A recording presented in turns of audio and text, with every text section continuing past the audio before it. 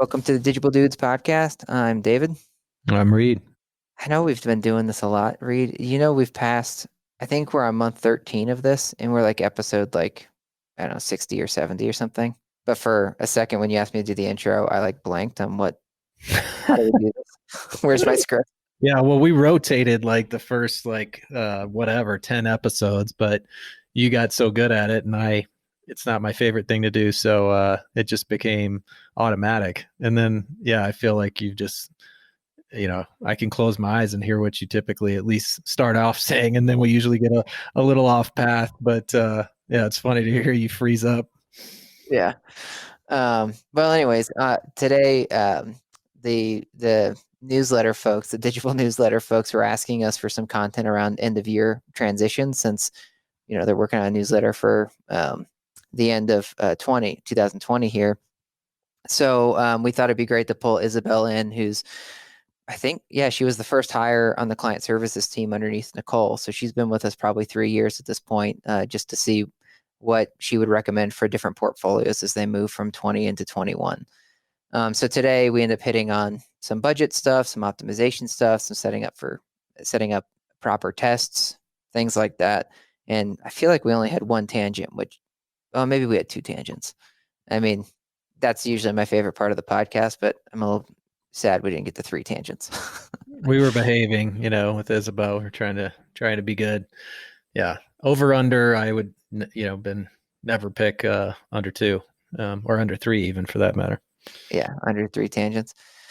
Well, yeah, this is a decent episode if you haven't ever sort of gone through those end of year transitions between vendors or shakeups or technology. If that's something that interests you, then stay tuned. Yeah, I just occurred to me, and I'm annoyed with myself because I thought about this, when we first, when you mentioned this was something we were going to talk about, but we didn't really hit on what to do when you're departing one vendor and going to the next. At least I don't, unless I somehow was at selective hearing. But there's some important things I think you can ask for and do to have a smoother transition, because a lot of end of year transitions do involve changing vendors. So it's, how do you handle a year end transition and with the same vendor, and then how do you handle it if you're actually changing vendors or agencies? So Yeah. maybe we could pick Well, what do you got? that up. Yeah, you can't do that. You can't say, one thing we didn't talk about was, and we ain't going to. Well, I think the majority of it is data, but it's like, how can you avoid the disruption that, I'll just say, a lot of people hear. I mean, I used to give Adam a hard time about that, because it's like, a huge amount of our business is switch business, where people are frustrated with, I won't name names, but just frustrated with other agencies, hear some good things about us, and they get super excited. And then Adam is quickly like kind of in my ear saying, hey, let's temper expectations here. We know what happens when you move from one search provider to the next. And it's like, well, that's kind of bullshit. Like, it bothers me to hear that. And so I challenged him. I was like, I want to be the best in the industry, meaning you need to be the best in the industry and not making that disruptive. And what does that mean? And he's like, well, obviously it's going to start with getting access.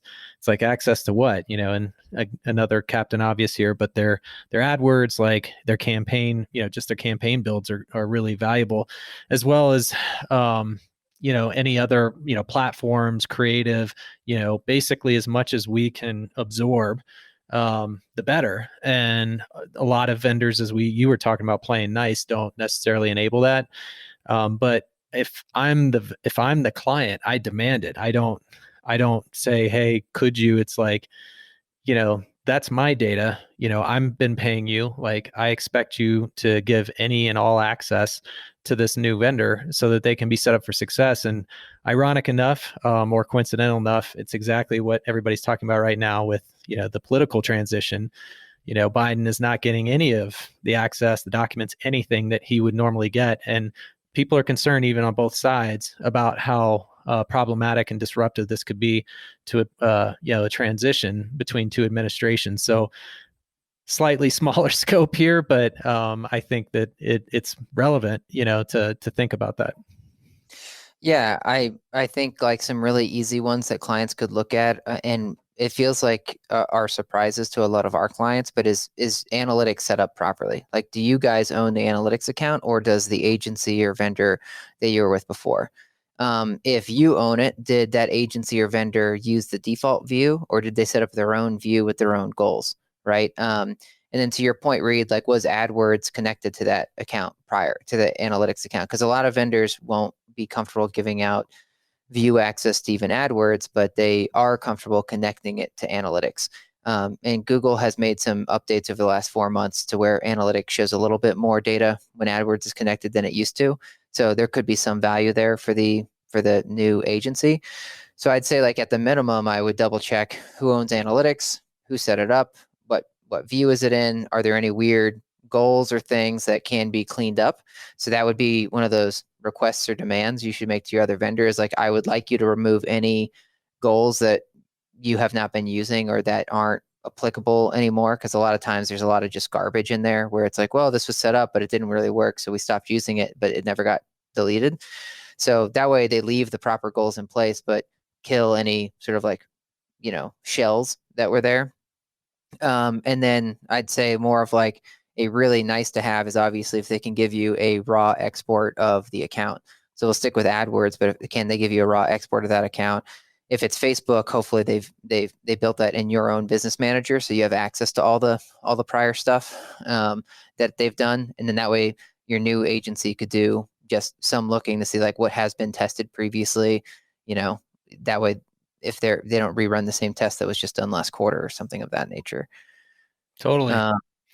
Yeah. The other thing, and this is easier, but not the easiest to get, meaning from the client. But if I'm the client, this is something I'd encourage. And certainly if you're a vendor, but is what did the media mix and the budgets look like over those last 12 months? If you're working with a different vendor, they don't have that information. You do, or at least I hope you do. So make sure you supply that, because we just, on a call we had this afternoon with the portfolio in Minneapolis, there were some really funky trends we were noticing with their web traffic. And we didn't initially, but we got to it where we asked the question, hey, did anything change budget wise or mix wise? And the marketing director was like, oh, actually it did. Funny you asked that. We turned off display, we changed this vendor, and we made, pushed this budget here, whatever. That's critical, to know, because otherwise a new vendor can come in and make some poor decisions, or I'll just say uninformed decisions about, how they should treat that month, right? Oh, seasonality. It's like, no, it wasn't. It was actually just a budget or change in their mix.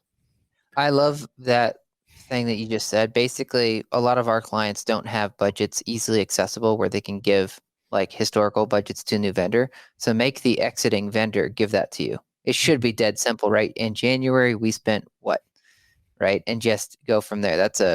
Make them do the work for you, but the new vendor really could use that. Yeah, 100%. Cool. Well, we get into some stuff like that if you want to stay tuned and listen to the rest of the episode. So cool. See you guys on the other side. Yep.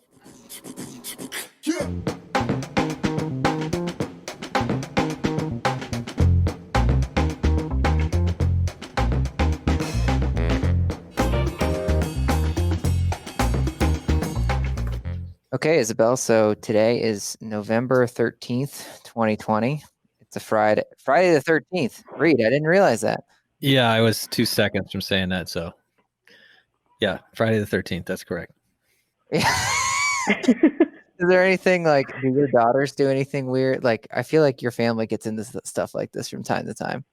Yeah, this one didn't really hit their radar. I think, and it should have, because it's the last day that they'll be in school this year. I mean, that hasn't been completely finalized, but it's almost certainty at this point.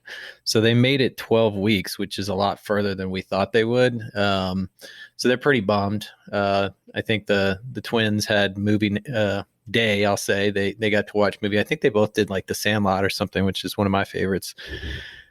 And they had like a pajama party. I mean, they basically treated it like it was last day of school. So they'll be back to remote on Monday. But I think that was just kind of consuming them, so they didn't even really recognize. Plus, I mean, we just had Halloween, so it's like, it's only so much of the spooky stuff, yeah, you can take in a 30-day stretch. Well, Sandlot, the puke scene always gets me, for one. Yeah. Just, Yeah. One of my I struggle. favorites. And then on the back to remote, did you say that that's just preemptive? Like the schools just because so much travel is going to be happening? No, LPS is doing it across the board. At first, they were making it school specific, which was a little bit of going against the grain. I think there was a little more solidarity up front and certainly outside of LPS with how districts were approaching it. But in particular, they were seeing a lot less cases, which most people predicted with the youngsters, as more concern to the teachers. And but now it's, they've seen enough cases flare up, and obviously things are surging like crazy across the country. So there's just, I think, mounting pressure on them to go back to a remote. And hopefully it's better. They weren't prepared at all last time. It was obvious. It was kind of a waste of a half year, in my opinion. But this time, they're promising that it's going to be more effective. But I still don't know how you really keep, I'll say, Sterling, 7-year-old, engaged for 8 hours on Zoom. So no small feat that they're handed right now, or challenge. I've been getting served all these articles that are headline tips like this teacher came up with this really creative way to see if students are paying attention. And I haven't clickbaited on it yet, but I should, because I was like, well, Isobel should be using this on her client calls. Like whatever these tips One are. of my friends that I went to high school with is like viral on TikTok for her Zoom teaching. What's that like? So I've been getting all of her TikToks in my feed just about like hand cues. And I mean, she's a kindergarten teacher, so attention is a huge problem, which doesn't really apply to a 7-year-old, but it's super interesting. She has like a whole like persona and like different voice intonations to keep everybody focused. I don't know if it applies to clients, but I could try it one day. Well, it's kind of like Kieran, like, he's made a business. I mean, he already was starting a business before this, but now he's trying to master the online, hosting or event. So it doesn't surprise me that there's those types of videos are going viral right now, because a lot of parents are scrambling, and teachers too, just trying to figure out how to make the best out of it. So I'd be interested to see a few of those, actually, if you don't want to mind sending them my way as well. Yeah, I can find them after we wrap up here.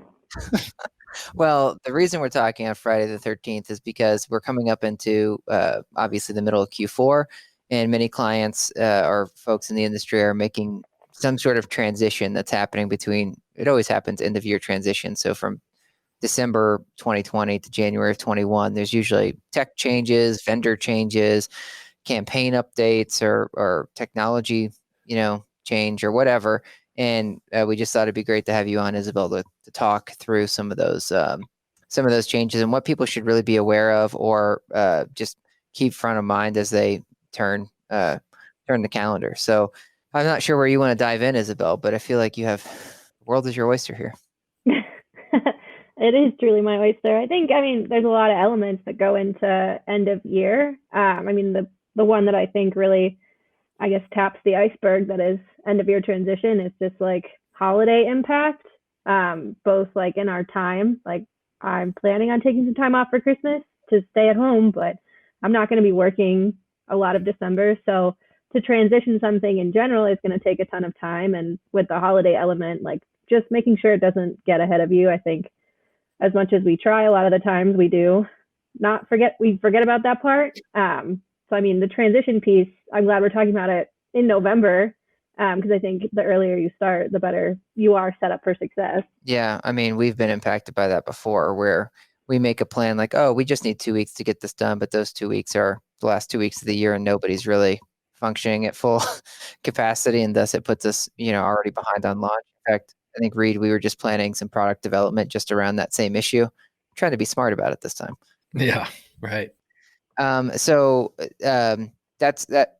I think that's that's a good tip. And then Isobel, I feel like oftentimes as you talk about like seasonality, I think we may have hit this in a podcast last year, but typically, obviously things get really slow, right? The week of Christmas, or like the week of Thanksgiving. But what I think one of the tips we've given before is that the first week of the new year is things usually double as far as search intent. In fact, I just pulled numbers for Louisiana for somebody, but the amount of searches that are happening on January 2nd are double that were happening the week between Christmas and New Year. So to your point, Isobel, if you're launching some sort of media campaign, you don't really want to tiptoe into the new year and say, okay, I'll get this launched like by mid-January. A lot of folks miss the opportunity the first 2 weeks of the year because they're just still getting budgets settled or set up. So my encouragement would be try to make sure you have that set up, before they're impacted by the holidays, that things are going to launch on the 1st of January so that you can capitalize on that doubling of search volume. Yeah, I mean, I think it's a balance of like acting as the marketer and planning ahead. Like, I mean, we really should be celebrating Christmas in November, so we have December to plan for that January uptick. But then also, like, on the personal aspect, I'm not going to want to be scrambling the week of Christmas knowing that I need to kick things off in January. And I mean, it's just something you have to be cautious of and expect things to slow down the week of Christmas. And I mean, a lot of clients come to us and say, I have all this extra budget, spend it now, like spend it through the end of the month. And I mean, we turn around and say, I know that you have books to make, but we really shouldn't spend it the week of Christmas. Do you want to move the week of Christmas? Like, neither do your prospects and the people that are visiting your website. So really, what can we do to like hit the ground running Jan 1 when everyone's like, new year, new apartment, I guess. It's almost the opposite way of like e-commerce. They can't sleep during the holidays, but for us, it is our slow time. So I think slow is a careful word, where that we do slow down, but I don't think the work stops, and you can't stop thinking about what your prospects are potentially going to, what's their next move potentially going to be.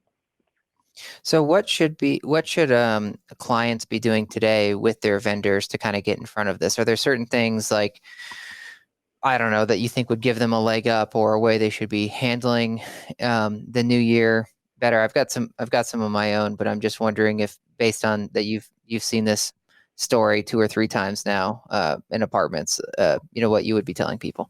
Yeah, I mean, something that's top of mind for me and a lot of the portfolios I work with is the annual review. It feels more so for the marketer, but I think it is also a great chance to check in and say, here's where we are, and here's what got us there, and here's exactly what we need to do for the remaining time of the year. So, I mean, having those annual reviews now, not in December, even though the data is not complete for 2020, I think looking at, 3/4 of the year is going to tell a great story in terms of what's left to do, and then what we can capitalize on as like this new wave of renter interest hits. And I think you can use those annual reviews, like to really dig into performance and like hold your vendors accountable for like, hey, did we really get the return on that display campaign that we tested out in the spring? Like, should we bring it back in December, or should we actually just, keep investing in social because we know it works?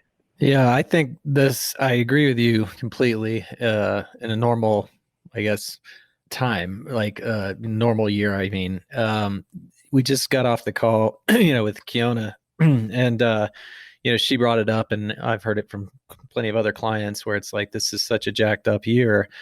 It's very hard for us to make sense out of it. So I think that's going to be one of the most difficult things about transitioning from 20 to 21 is, how do you normalize like that picture so that you don't make, I'll just say, some, not knee jerk, but, make some pivots that you might not, would have otherwise were it not for COVID. So that's going to be one of the hardest things to really wrestle to the ground is, what was, a result of COVID and what would have happened regardless.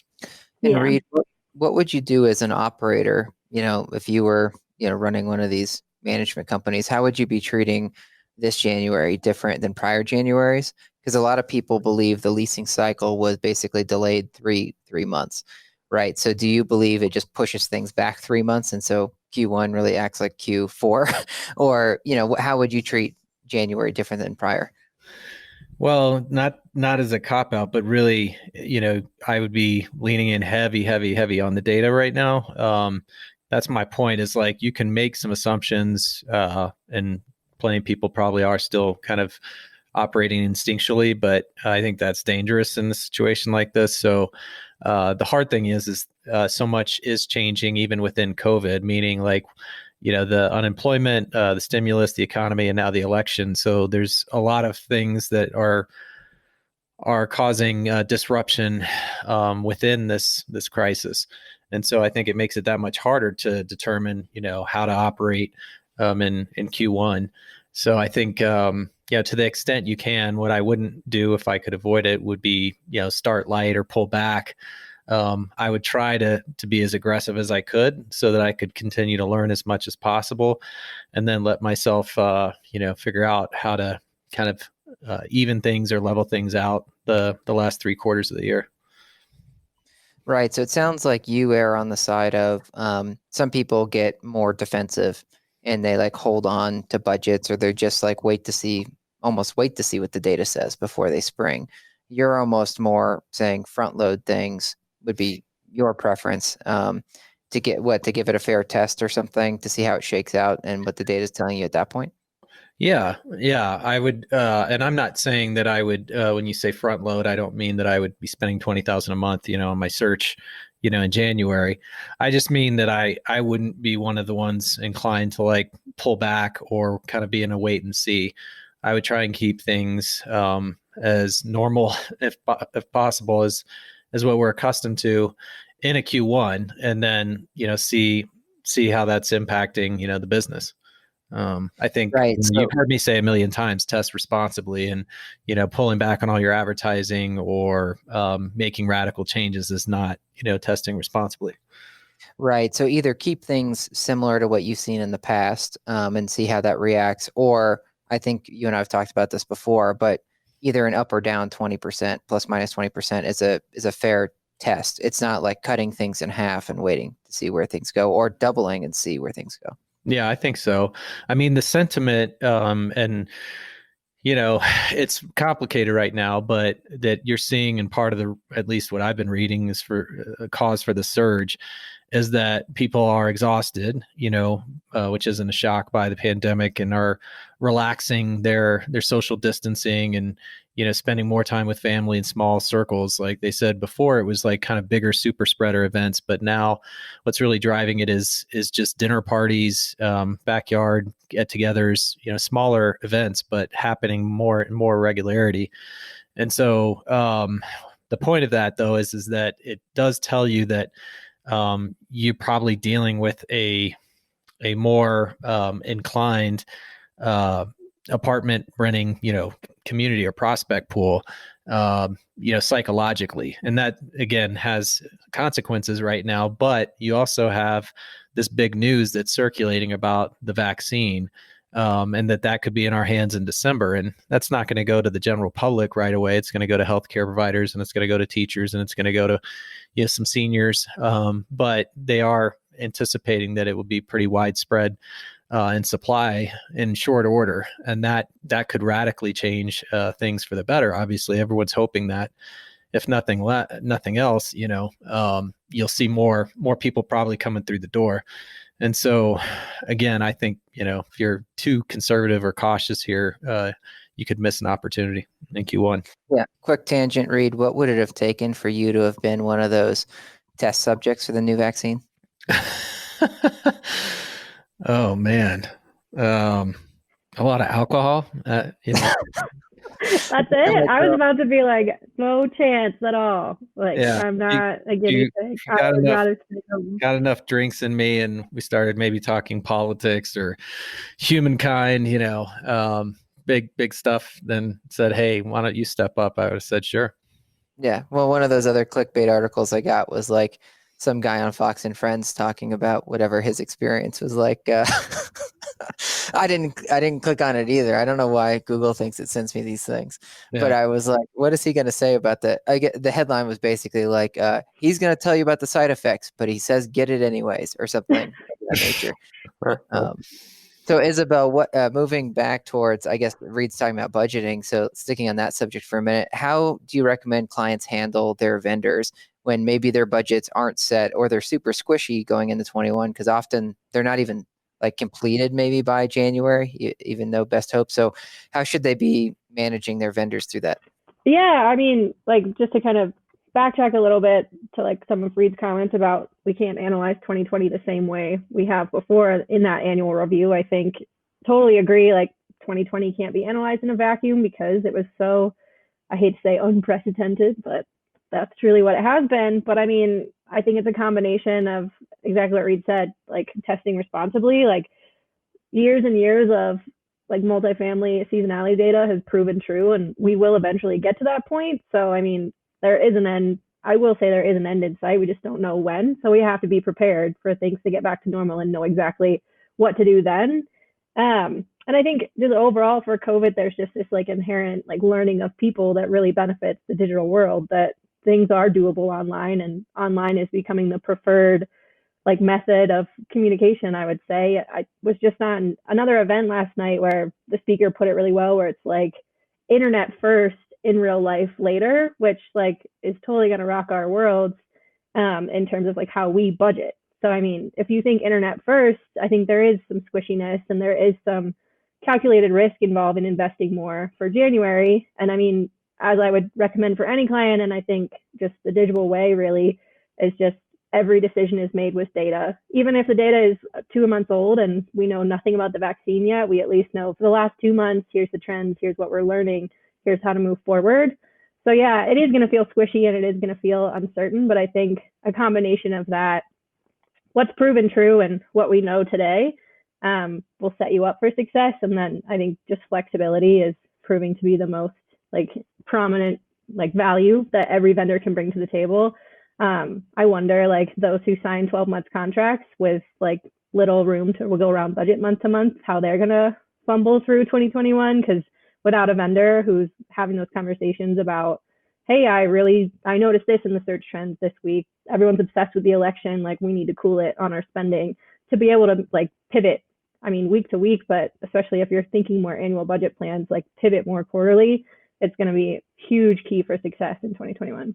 Yeah, I fully agree there. I was going to mention flexibility, but you covered it well.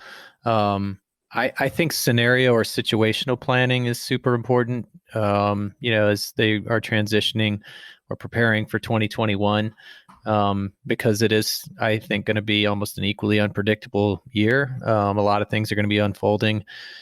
And therefore, instead of what I feel like concessions is a good example of this, has been a kind of ubiquitous, like reactionary behavior that we're seeing in the industry.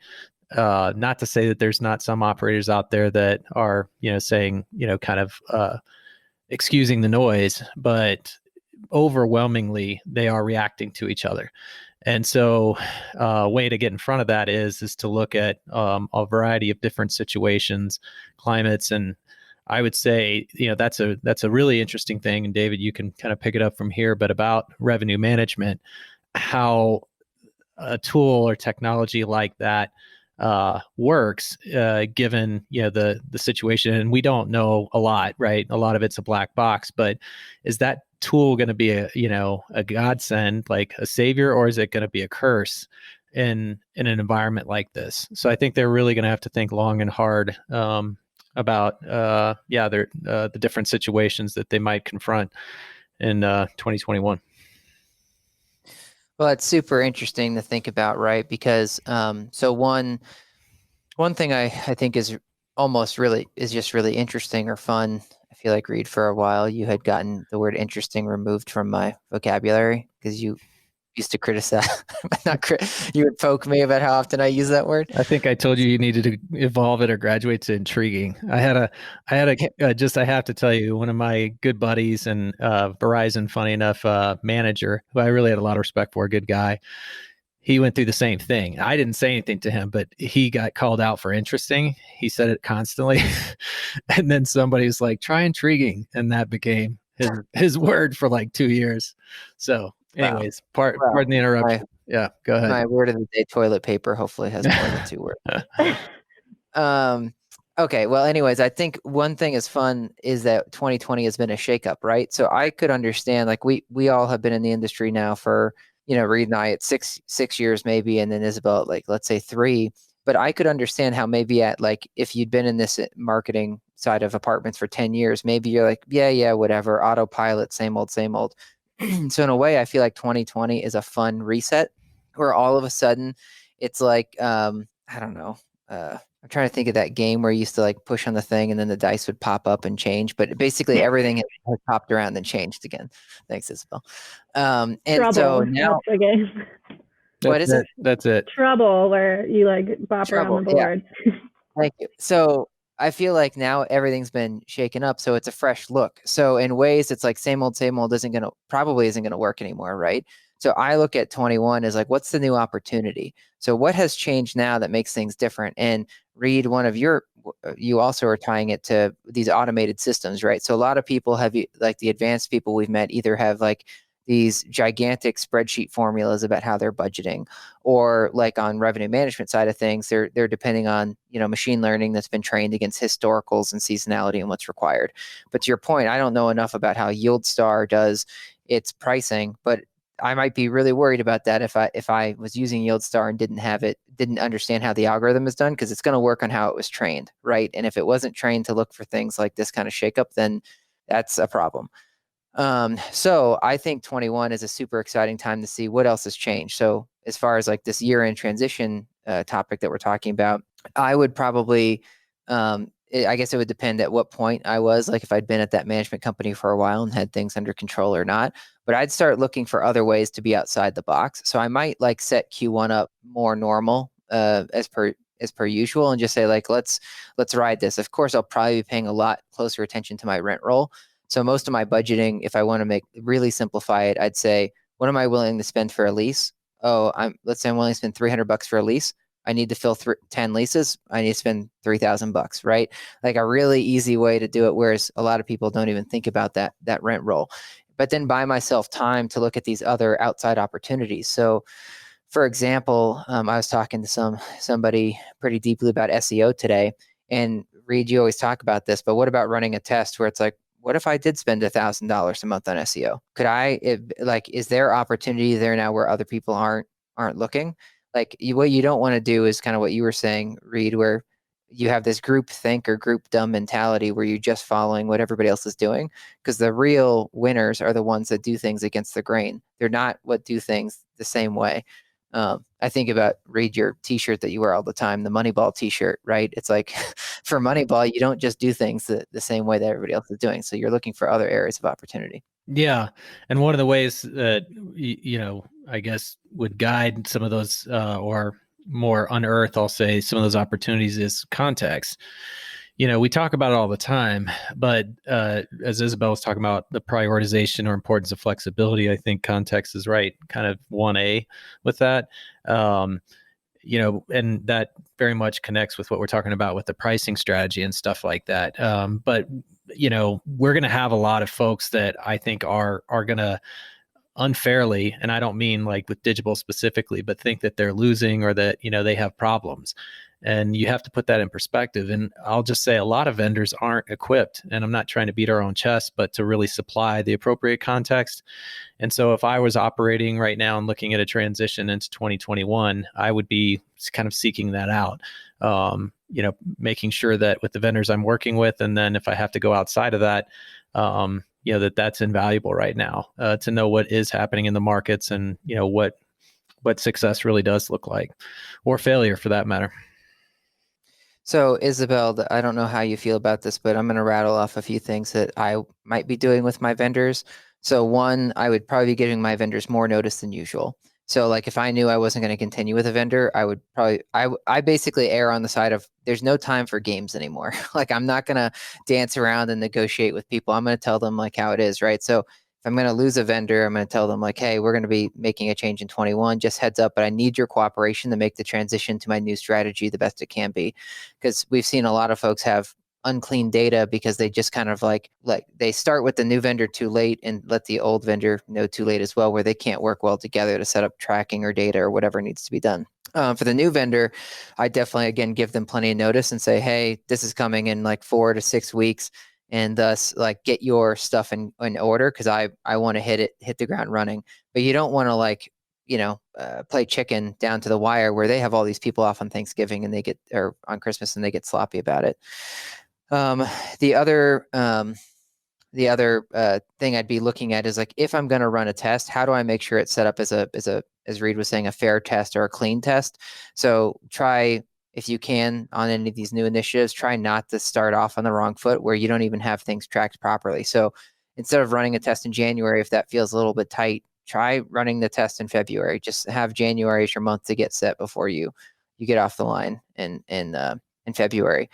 Yeah. So I don't know, Isabel, does that strike you? Like I'm more about communicate to be. Oh, and then the other thing you hit, Isabel, sorry, the last thing was I would say no to long-term contracts. I feel like back to your political read, I feel like we need like just say no to long-term contracts. You can't get stuck in them right now, right? Like you need to be way more nimble. So I would push back on every vendor and just say, I'm not going to do it. So Sadly, I think some of the ones, and CoStar I don't mind calling out, are going to tighten their grip there when they should be relaxing that more, making it easier on clients because of their own fears, about what that could mean.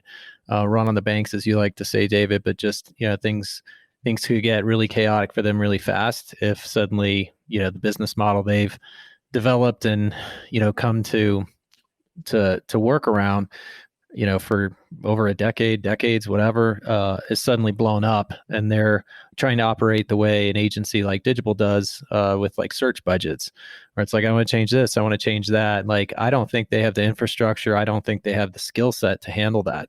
And so while the demand or the request is fair, in an environment like this, for them to be more nimble and flexible, they're simply not set up to handle that. And I think it scares the crap out of them. So unfortunately, I think some of those folks are just digging in, which it's just unfortunate. Yeah, I mean, it's unfortunate in the respect that ultimately the properties are the ones that feel the burn for right. that sort of like, I guess, leaning back. I mean, I totally echo a lot of what David outlined just in terms of like being set up for success. Like obviously as a vendor, that's our overall goal, is to like bring clients like successful campaigns. And I think a lot of what we sometimes don't really advocate for is like, what do we need from the client? And I mean, I love that David brought it up. Just playing nice with other vendors is like, to me, amazing that it's not like a, I guess, universal feeling. I've always felt like regardless of what the client, regardless of what's going on with why they're parting ways or why they're bringing another vendor on, like the client's needs are what comes first. I think no shock to hear that from me being on the client services team, but like at the end of the day, like we're all people and it's their success that matters. And I think you'll win a lot of kudos, even if it's not a lot of business right away, in just like playing nice with vendors. I know whenever it happens to me, like either transitioning to Digible or transitioning from Digible, it always just makes for such a nicer relationship among the three partners, or I guess it just makes for more success on the client side. But I guess to go a little bit backwards, like specifically on like vendor setup, giving yourself that runway, and I guess as a vendor, not being afraid to say, hey, like we didn't get Google Tag Manager placed and here's what it means for your campaign. I don't think we really ever want to be in a position to say, no, we can't launch this. But I think having those really like open, honest conversations about what does this mean for you? It sounds so silly that like we're hung up on this one tag on your site, but it really does like set us up for success. And I mean, I know this conversation was more on the client side about how to transition things, but as a vendor, like we can definitely take note and say, like, what do we need to be successful? Because when we are successful, so is the client, which is so cheesy. I'm already like cringing at myself saying these words, but like that's really been my mantra. And I think the way that just people are successful is that, like, what's the end goal? It's the property, it's the people finding apartments, it's the occupancy. So I think that hit on one of the things. Well, I was just going to double down on this point in that the margin for error seems to be a lot smaller right now, given the whole climate. And so it is important that you're working with your vendors to do everything possible on both sides, like you're saying, like to set yourself up for success. And then you need to be equally, I feel like, committed to those formulas that help you determine whether something's working or whether it's not strategically. And I think that's where there's a big gap, I'll just say, in the industry when it comes to digital marketing, is how do you effectively test, these platforms that are less, I'll say, not to get, but I don't mind kind of getting a little more in the weeds, but it's a lot easier to determine like search and ILS.